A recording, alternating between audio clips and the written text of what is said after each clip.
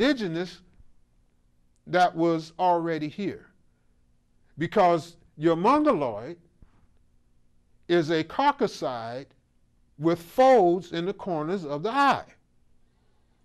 And the reason they developed those folds in the corner of the eye is because where they came from back over here, they developed that fold because of the mountainous region here that they lived in. And it's called the natural selective process, where the body had to adapt to the conditions that it found itself in. So this is how your natives got here, and this is how your indigenous got here.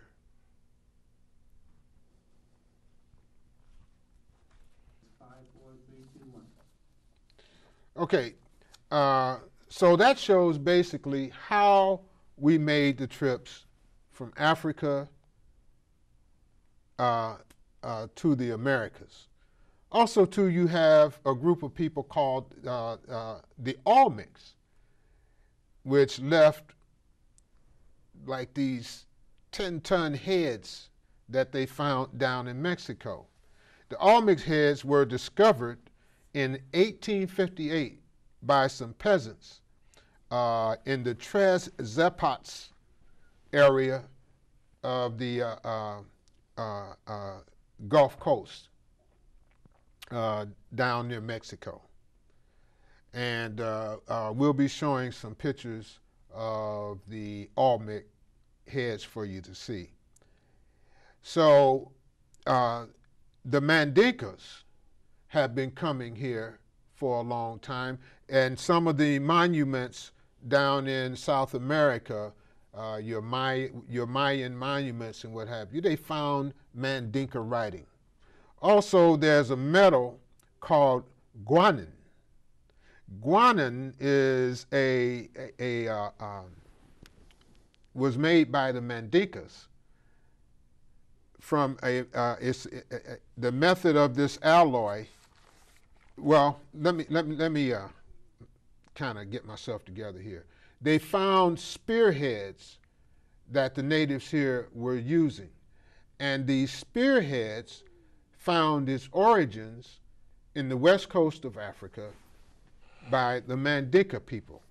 Now, this guanin is a very special material. It was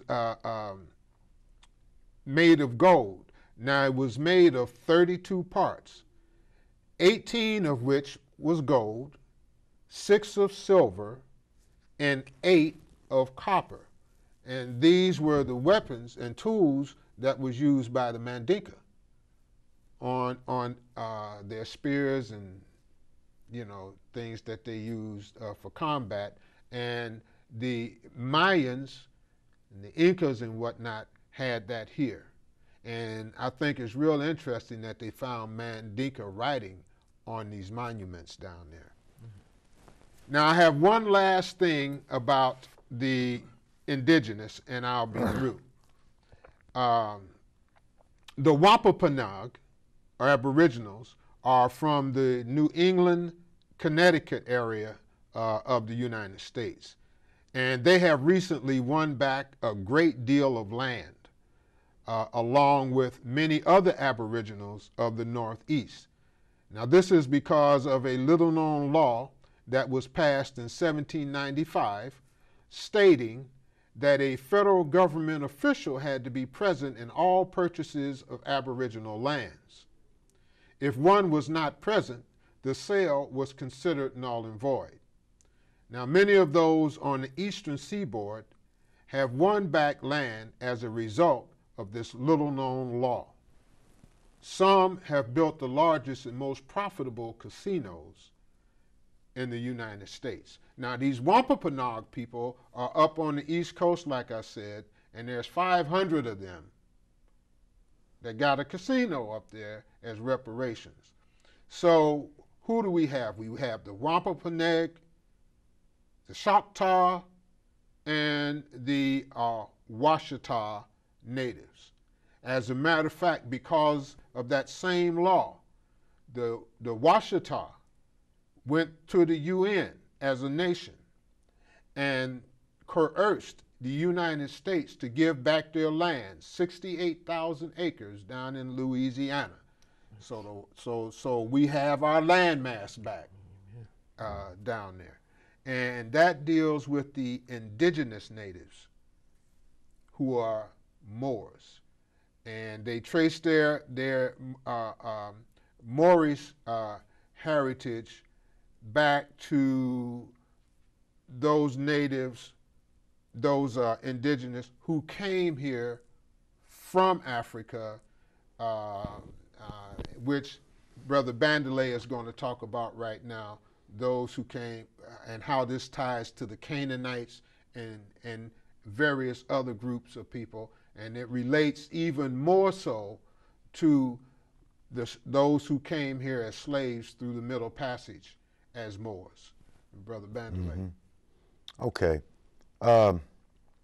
First, I would like to explain the title Moor, you know, because we all at this table consider ourselves Moors, but the term is old, is very old. The original term that is known is what we call a Ma'irrin. A Ma'irrin, this term comes from the Phoenicians, okay? The Phoenicians, let's say it was around, the term, I can trace it back to at least 400 BC, okay? But from that term, you'll find it converts and it goes into what we call Amire, okay? And that's Greek. Latin, it became Mauritania, okay? That's where you see the word Mauritania. Mauritania in ancient times, at least in the 300 BC or before, you'll find that many of the maps of North Africa shows that whole landmass of North Africa was Mauritania. So the M-A-U-R, that term is meaning scorched, okay? Meaning scorched.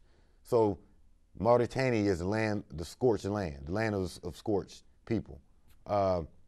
You'll even find in ancient Kemit the term Tamore or Tamori, which is showing some of the influence of Moorish people in ancient Egypt, ancient Kemit. So I wanted to give that understanding of why we call ourselves Moors and what that term really means. So looking at the term Ma'irrin and looking at the word Phoenician, we see that Phoenician in ancient times before that was Canaan, okay? And Canaan, for the general public, for them to understand, Canaan is what we now call Palestine or Israel. Mm-hmm. That landmass in ancient times was called Canaan.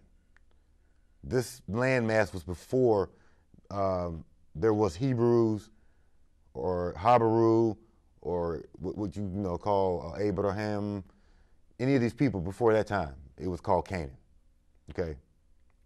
Now, the importance of Canaan with Moors goes even further because not that landmass is Phoenician and black and being Moorish, but the fact that biblically, as Prophet Noble Drew Ali said, that the Moabite, if anyone's familiar with Moabites, the Moabite is what we call Moors today, okay?